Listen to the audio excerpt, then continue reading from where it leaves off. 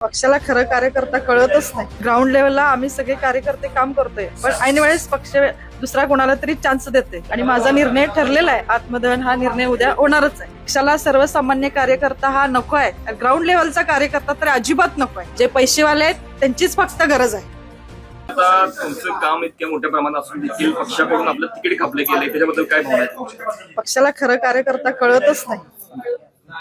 Ground लेवलला आम्ही सगळे कार्यकर्ते काम करतोय, पण ऐन वेळेस पक्ष दुसरा कोणाला तरी चान्स देते.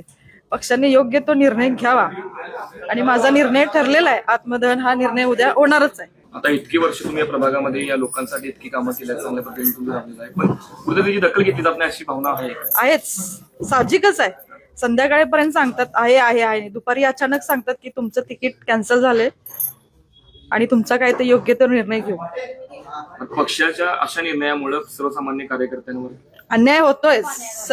पक्षाला सर्वसामान्य कार्यकर्ता हा नको आहे, ग्राउंड लेवलचा कार्यकर्ता तर अजिबात नको आहे. तुम्ही आता इतक्या निवडणुकांसाठी भाजपकडून राबला असाल, निवडणुकांसाठी इतकं काम केलंय, इतकं मोठं काम असून देखील तुम्हाला त्या ठिकाणी पक्षाने डावलले, काय त्याच्याबद्दल काय म्हणतो?